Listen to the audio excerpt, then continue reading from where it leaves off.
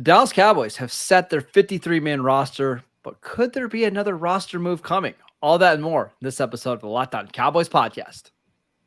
You are Locked On Cowboys, your daily Dallas Cowboys podcast. Part of the Locked On Podcast Network, your team every day. Locked On Cowboys. Locked On Cowboys. Welcome back to the Locked On Cowboys podcast, part of the Locked On Podcast Network, your team every day. We want to thank you for making us your first listen of the day. We are free and available on all platforms. Today's show is brought to you by LinkedIn. LinkedIn Jobs helps you find the candidates you want to talk to faster. Post your jobs for free at linkedin.com/LockedOnNFL. I am Marcus Mosher. You can follow me on Twitter at Marcus_Mosher. He is Landon McCool. Check him out on Twitter at McCoolBCB. Landon, how's it going, sir? It's going great. We all spent the last 24 hours constantly refreshing Twitter to get any kind of notifications on who may or may not be on the team, any trades or anything. And much like many of the other previous years, all the guys that you thought would never make it through waivers made it through waivers, and the guys that we were hoping we could get, we claimed. And so, I mean, there was no claims put in, but the Cowboys were able to sneak all the people that they wanted through the waivers in order to get them on practice squad.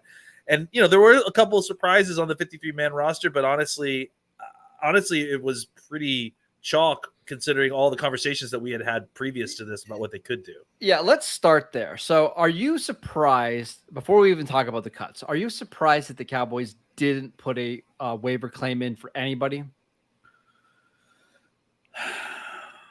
Because I'm not.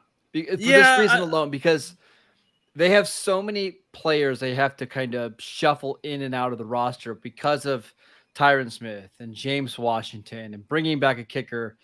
They probably felt like, you know what, we're good right now. If we need to add somebody else later, we can, but we just don't need to add another body to this roster.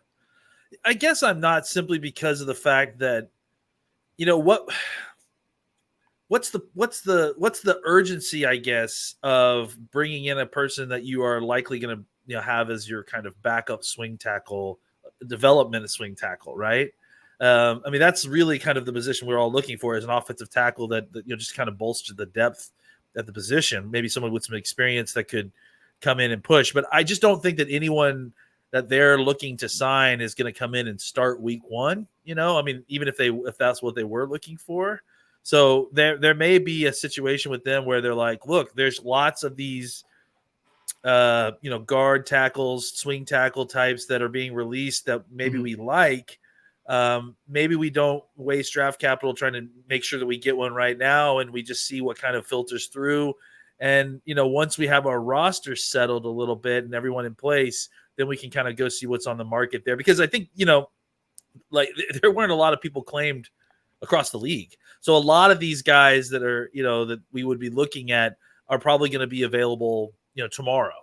So if the Cowboys get through all their kind of roster gymnastics, then they may be able to set themselves up to kind of, do a second round of shopping, I guess, on who fresh free agents that, just were released in the 53-man cutdown. The other thing that we need to remember is the NFL has some rules set in place now where if you claim a guy at this point of the season, you have to keep him on your roster for a certain amount of time. And I don't remember the exact number of weeks.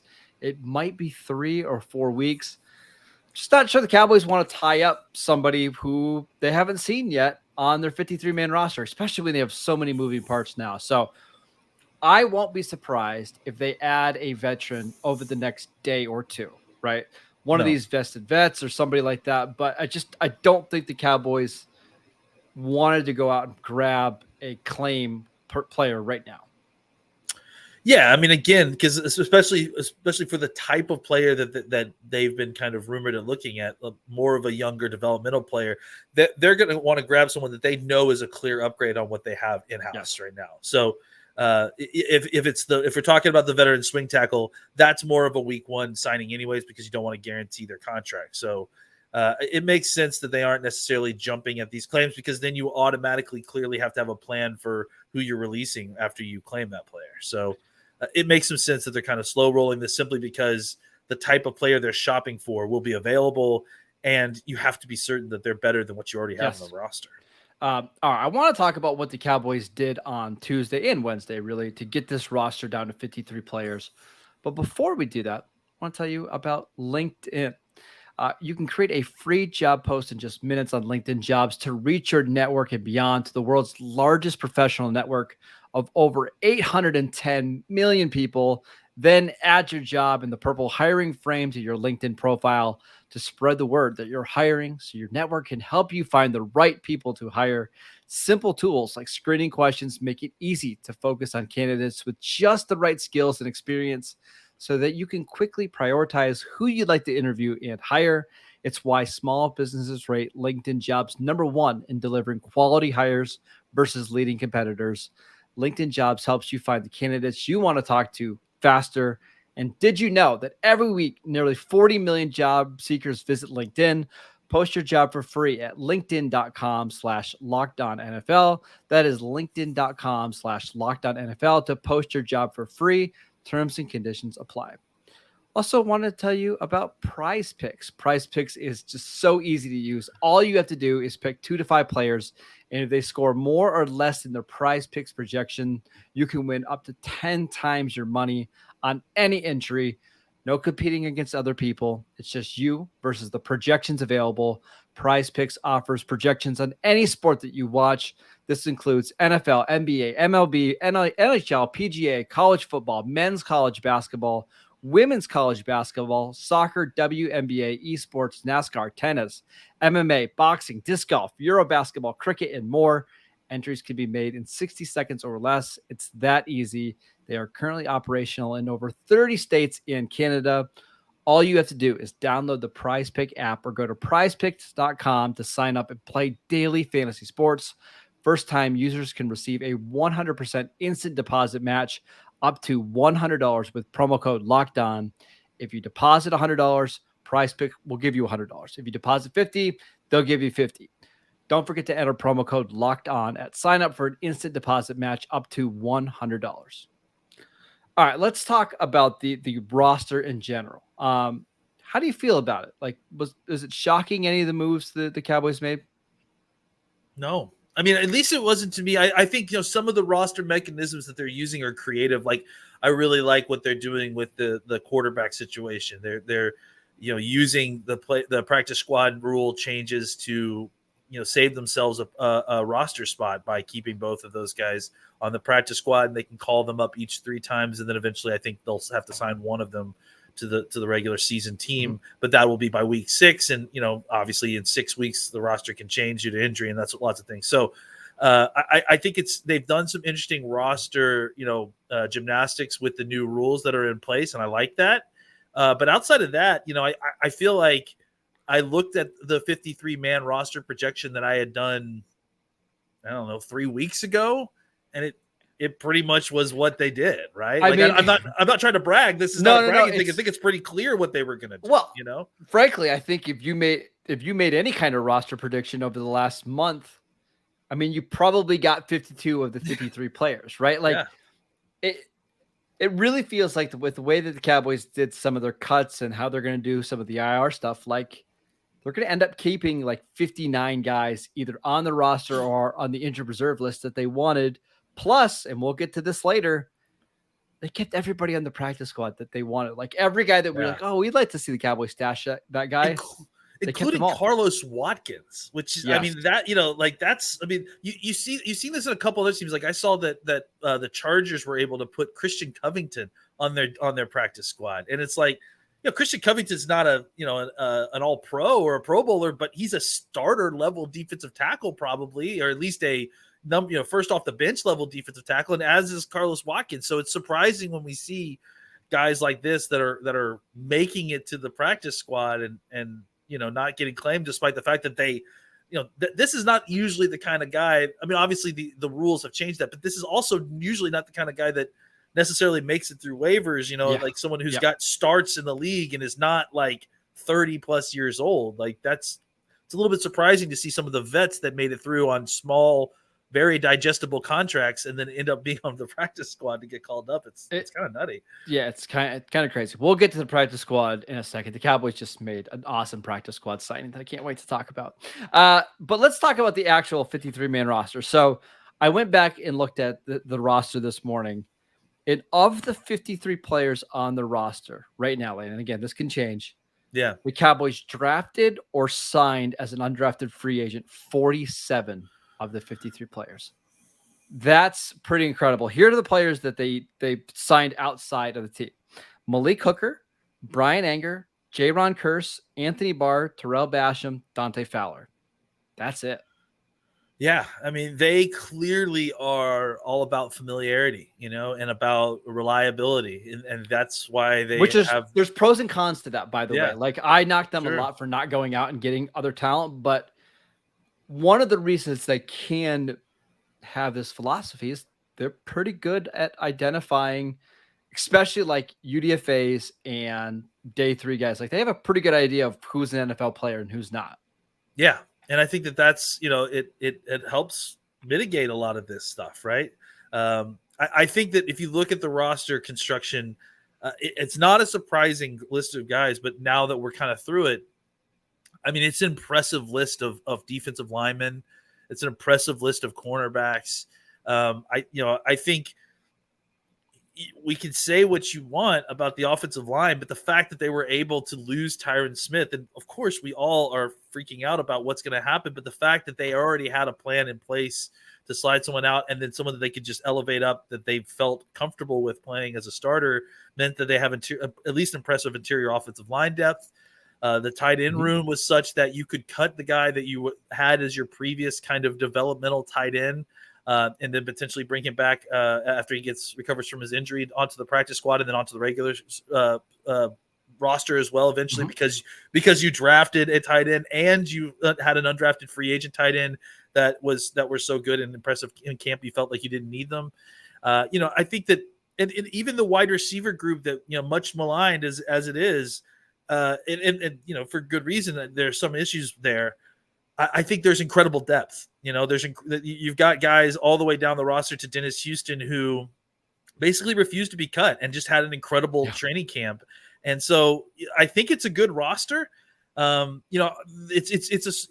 a typical Cowboys roster, right? Where it's really top heavy, and then it's got a really solid level of kind of bottom of the roster players, and it's like kind of that middle section that you're, depending on which depth chart you're actually looking at, that you kind of have some questions or concerns. But I think the Cowboys are hoping that the development of those younger players will elevate themselves up to that kind of middle class of the roster. And this could potentially be a very good roster down the road. Yeah, I mean, let's give credit to the scouting staff. They had 4 undrafted free agents make the roster this year between Kevontae Turpin, Peyton Hendershot, Dennis Houston, and Marquise Bell. I mean, finding 4 UDFAs like that to make your 53-man roster either says you're a bad team, which I don't think this is a bad team, or that you found 4 guys that are pretty good steals. I mean, just pretty incredible. I should also mention, over the last 3 years, they have 7 total undrafted free agents, including Terrence Steele, Luke Gifford, and Rico Dowdle. And that's quite a bit of your roster that you didn't need to use any draft picks on. Yeah, I mean, again, whether it's a draft or undrafted free agency, the Cowboys are pretty darn good at identifying talent. So I think that as far as that goes, that's a place to tip your cap. Again, we can talk about the prudence of their philosophy with outside free agents. I think that there's obviously pros and cons there as well, but what you can't really question is their ability to identify and draft. I mean, I think they're probably one of the top teams in the NFL at that. All right. Last thing before we move on to the practice squad. If the Cowboys do sign an outside veteran, and again, it's not going to be any big name. It's not going to be Ndamukong Suh or anything like that. But if they were just to add a body, where's the one spot that you expect them to do that? I think it's still, offensive tackle or wide receiver. I mean, if there's a situation that really kind of makes them feel like it's a significant upgrade on what they've got currently in-house. I found one. Let's hear it. I think Malik Turner, who got cut by the 49ers, would be a great guy to bring back for a couple of different reasons. Number one, He knows the scheme. He was with the Cowboys in 2020 and 2021. Made some plays in offense too, and some actual NFL games. And he played 60% of the special team snaps last year. So I think you could bring him in, release somebody else at the bottom of the roster, and I think he helps raise your floor at least a little bit early on in the season. Yeah, it'd be interesting to see if some the conversations to be had inside that room on a Dennis Houston versus Malik Turner conversation, right? Because I think obviously there's a lot to be said about Turner as his experience. Houston obviously has incredible chemistry with Dak. That wouldn't be the guy that I would cut, by the way. Who would you cut? I think I would cut Fajoku. Because I think now that we've got past waiver claims and everybody's setting their practice squad, I think the odds of somebody claiming Fajoku would be pretty low. I think you could get him back on the practice squad. And I think Turner helps you more in week 1 and week 2 than what Fajoku would. That's scary, though. I know. I mean, I know I'm not that worried. If somebody steals Fajoku, I'm not panicking, right? I really liked what he did this year.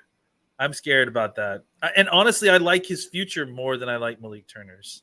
So I don't necessarily disagree, but what's the future for Fajoku? Like, what's the ceiling that he's the 4th receiver on this team?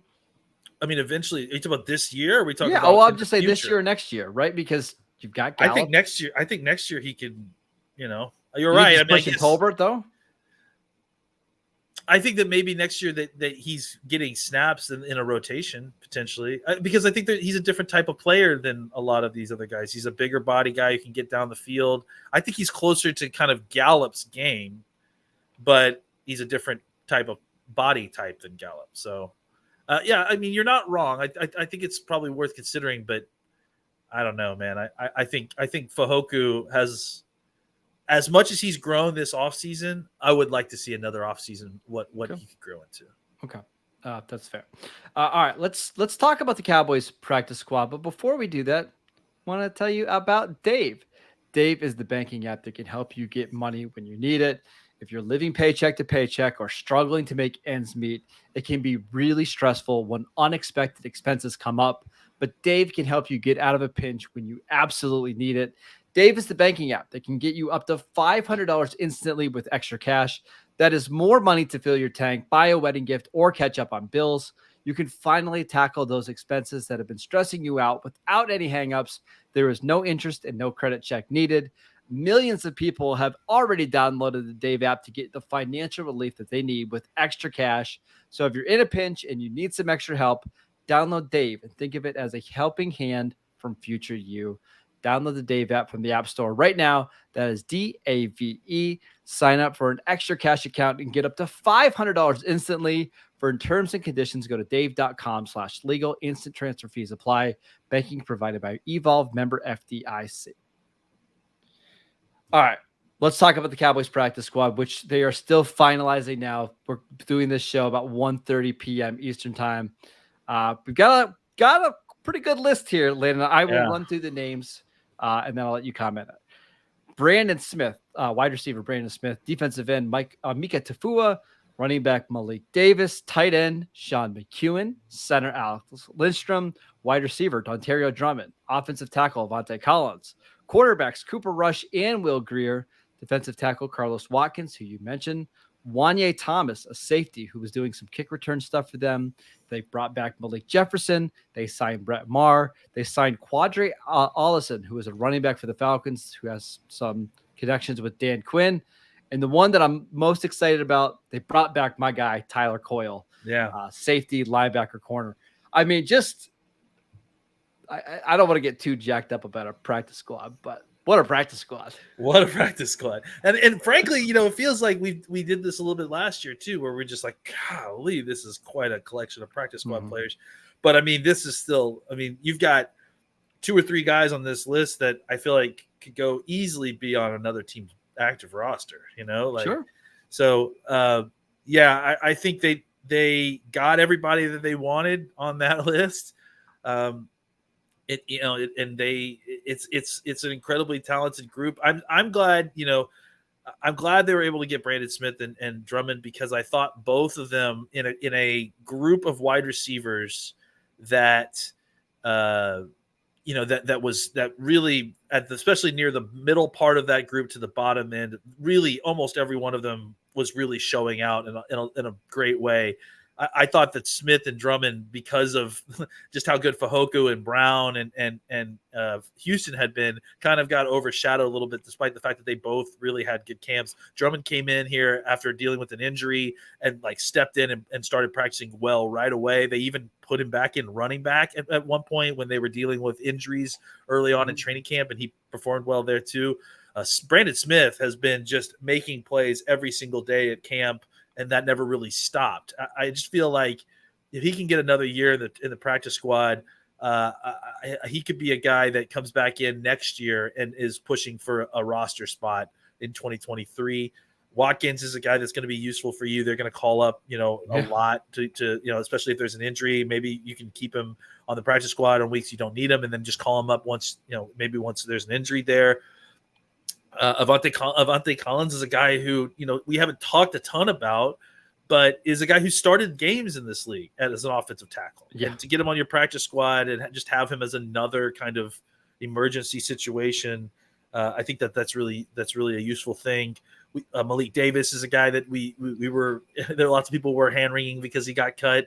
Obviously, it was exciting to get him back. Micah Tafua is John Owning's favorite pet cat, a pass rusher that is kind of like Bradley Anai, sort of, maybe with a little bit more athleticism there. Yeah, sure. Yeah, so can't cover everybody, but I think all those guys we listed, and obviously McEwen as well. I know your favorite. He'll be. I truly think McEwen's going to be on the 53-man roster. I agree. Eventually, it's just this allows him to get healthy, and the Cowboys don't have to put him on IR, because I wouldn't be shocked if week 3 he's healthy, and maybe things are a little bit too fast for Peyton Hendershot, and they want to pull up McEwen to play some special team stuff. Like, that could happen.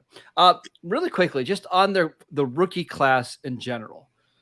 I know when the Cowboys were making their picks, they had 9 picks, and it's like there's not all 9 of these guys are going to make the roster. It's not going to happen. That's just too many. They don't have 9 spots. They all made the 53-man roster. Kind of surprising. On top of that, you had 5 other players as of right now who were undrafted free agents that made your practice squad. 14, likely 15 rookies making this team in some form or fashion is pretty impressive. The thing that we need to remember is that this team is really interested in developing into a juggernaut at the end of the season, right? Like, they have all these young players that have all this young talent, and they're willing to take the lumps early on if the idea is that your young talent is well seasoned by the end of the year, right? And I mean, we kind of said something similar about the team last year, right? They had 11 draft picks. There's no way that all these guys make the team. They did, or at least for the most part. And now you've added another very large rookie class with this class when you add in the draft picks plus the undrafted free agents. And this is, again, it's going to be one of the youngest teams in the NFL. Oh, yeah. Yeah. And I think that when you combine that with the talent that's at the top, that's the formula the Cowboys want, right? They want guys that are hungry and young, that are overperforming, that are learning on the job, that are getting better as the season goes on, as opposed to an older roster that, hey, we know exactly what we're doing week 1, but as the season goes on, our bodies start to fail us a little bit more. So I think it's paid off for them in the past. We'll see if it pays off for them here. But I think it's worth noting, and it's worth pointing out that this is not like a youth movement. This is by design. Like, the Cowboys want to remain a young team. And obviously the truly talented people that kind of transcend that, the Zach Martins, the Dak Prescotts, the DeMarcus Lawrences, they'll stay on the team. They'll sign long-term contracts. But for the vast majority, the middle class and the lower class of this roster, it's going to be populated by people that are under 25 years old, that are in their second, maybe third year or less in the NFL, as they kind of try to make this team a team that ascends into the playoffs. Yep. Not starts out hot and then trails off at the end of the year. The Cowboys have made 20 draft picks over the last 2 years. Yeah. All 20 players are still on their active roster. I mean, that's kind of incredible. Now, is that because the Cowboys value draft picks a little bit too much and they'd rather keep some of those bottom end guys in the roster. Maybe that's a part of it. Like you could convince yourself that the Cowboys maybe should have moved on from Josh Ball or something like that. But to have all 20 of those guys on the roster and not have several that were like, that guy doesn't belong on a 53-man roster is pretty impressive, Landon. I will add in Bohanna to me is a guy that we should all keep in mind, right? Like Bohanna at this time last year didn't look like an NFL roster rule player. Like he didn't look like he was ready to play at this level. He didn't look like he had the strength that was required of him. Fast forward to where we are now, and he looks good. He's had a really good training. He's gonna have a big role this team. He's gonna have a big role in this team. In fact, they drafted a guy that was pretty clearly supposed to be his replacement in Ridgeway.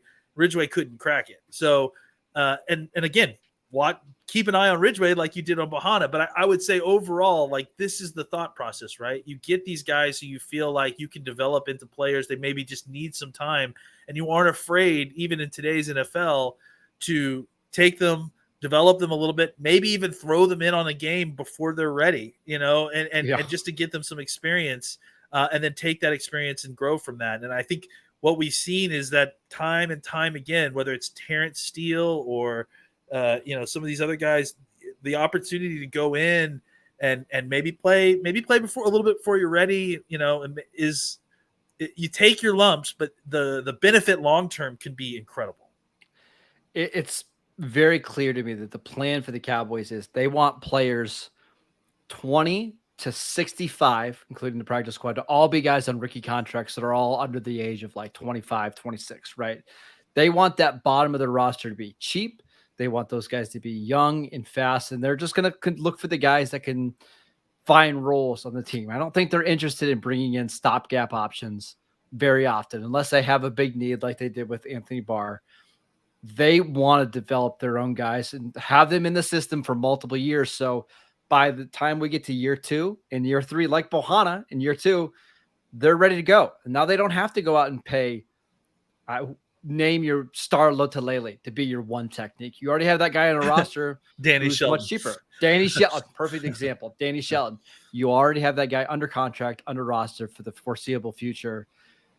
Not the perfect roster in the world, but you can see what the Cowboys are trying to accomplish here. Let's not forget that what actually wins football games in the NFL, and that's quarterback play. And you've got a really, really good one who's healthy for the first time in a long time and looking good. And that kind of, again, we talk a lot about all the other things on this team. But remember, the thing that is going to take us and lead us to the playoffs is we're going to make or break is the health and the talent of Dak Prescott. And that's where I feel very confident. All right, that's it for today's show. Thank you for making Locked On Cowboys your first listen every day. Now make your second listen the ultimate pro football preview, an 8-episode extravaganza to get you ready for the NFL season. The local team experts of the Locked On Podcast Network, plus a betting angle from Lee Sterling of Locked On Bets, all combining into one ultimate NFL preview. Search for the Ultimate Pro Football Preview 2022 on your Odyssey app, YouTube, or wherever you get podcasts. You can follow our show on YouTube, Locked On Cowboys over there. You can follow us on Twitter at Locked On Cowboys. You can follow Landon at McCool BCB. I am at Marcus _Mosher. We'll see you guys next time.